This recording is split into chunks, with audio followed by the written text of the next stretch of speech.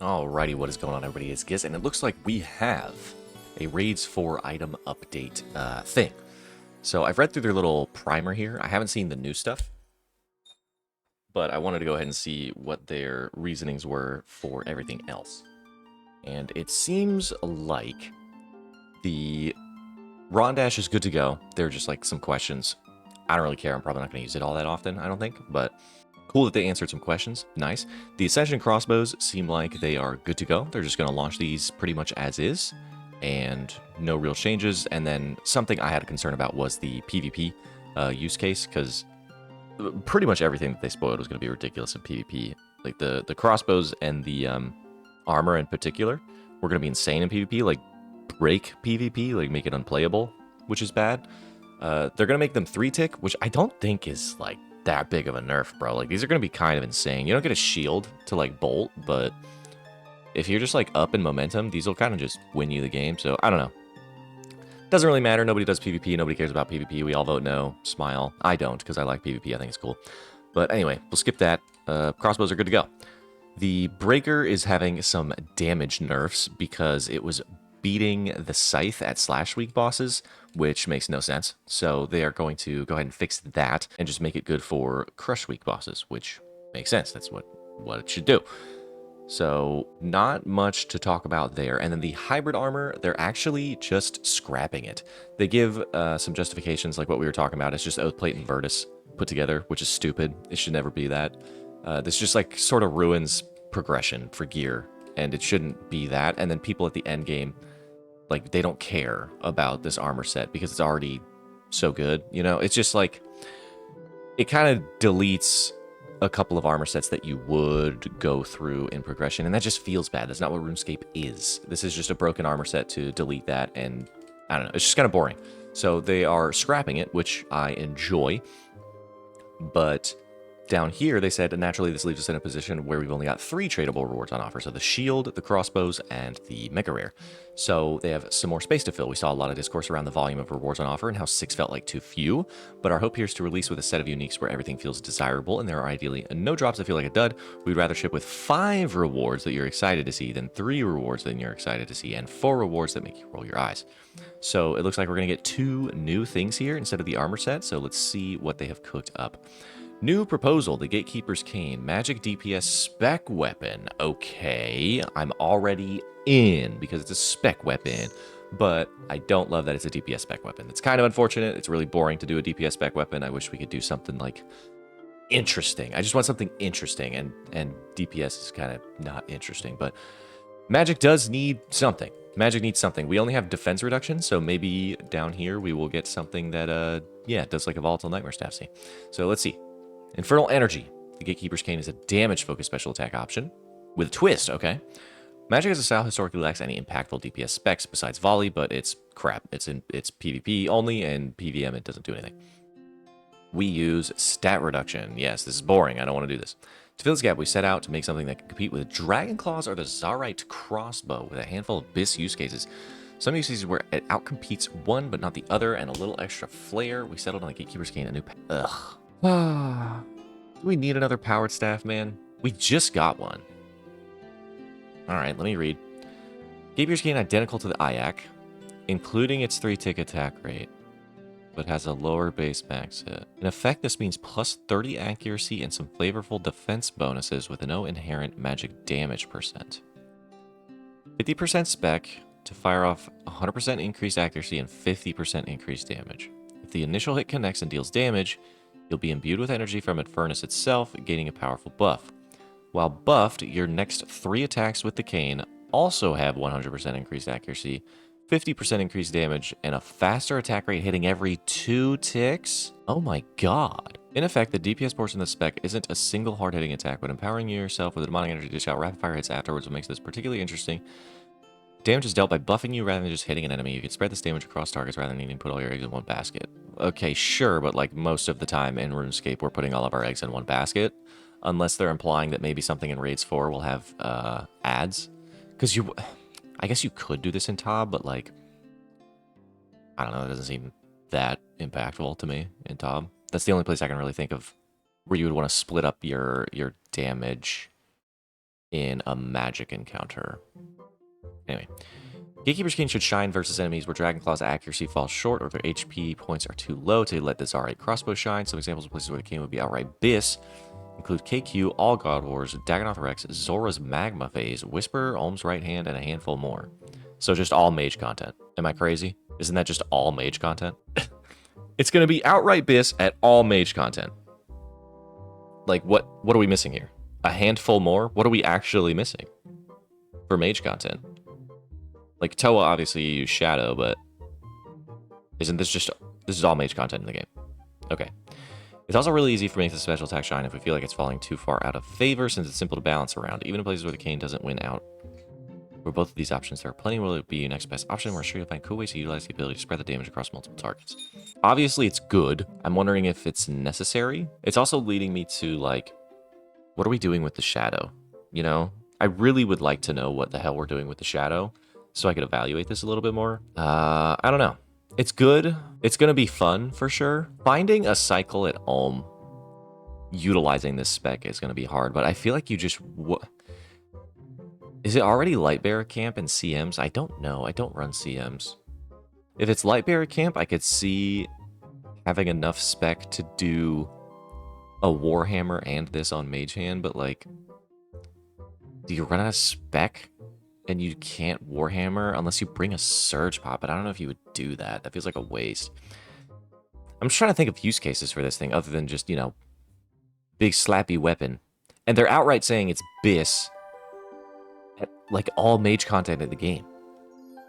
There's nothing else that I can think of where mage is used, you know? Like this list right here.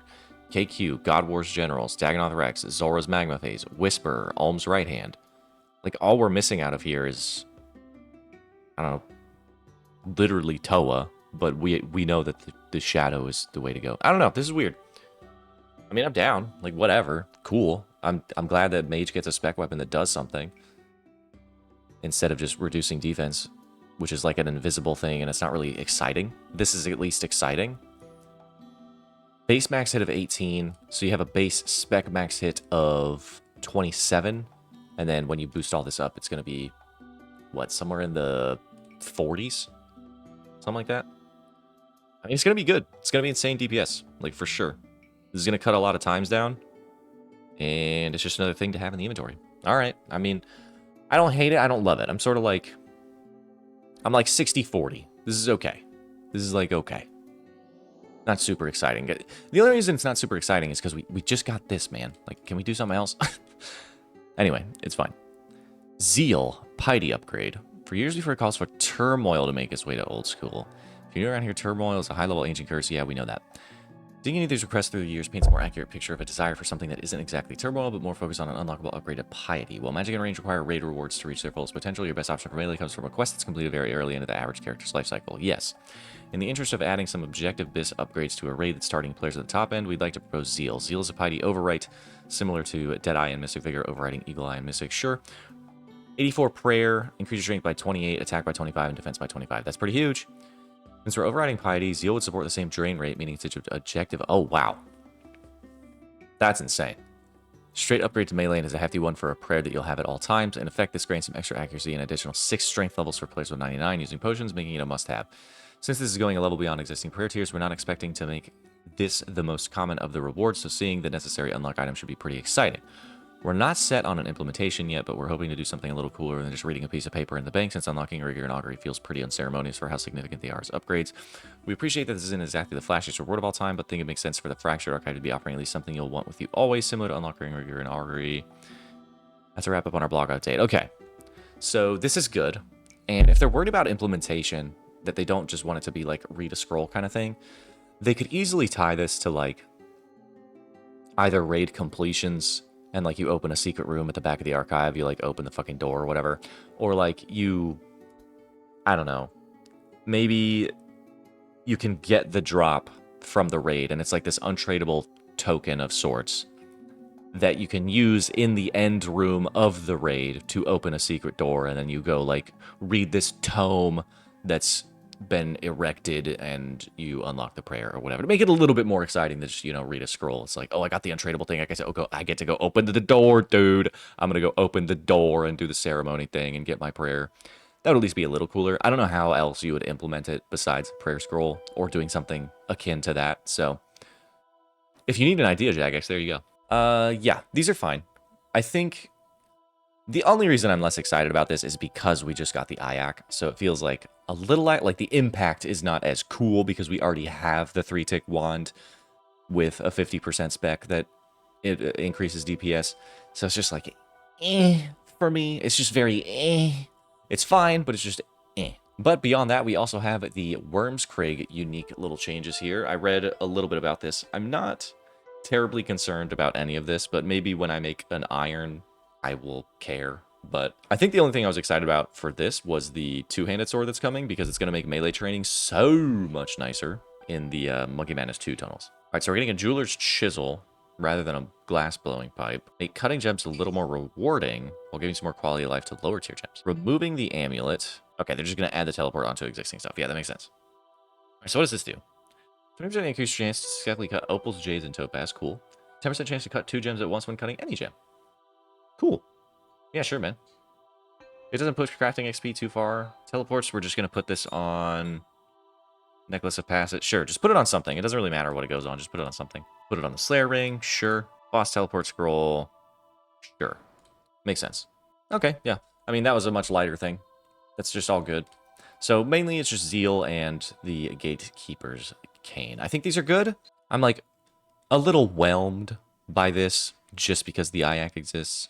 I'm just whelmed, you know? This feels very, like, slapstick to me. I don't know. It's not that creative or anything. So, that's the only thing I have against it. It's just not very creative. I'm not inspired. It's like, yep, that's good. Yep, I'll use that. You know? I'm not very inspired. This, while not inspiring, I think it makes a lot of sense to upgrade Piety, finally.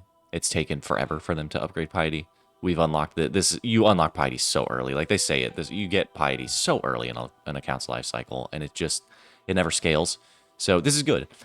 And this also gives us a higher level prayer to unlock, because if you'll recall, the prayer book ends at 77 prayer.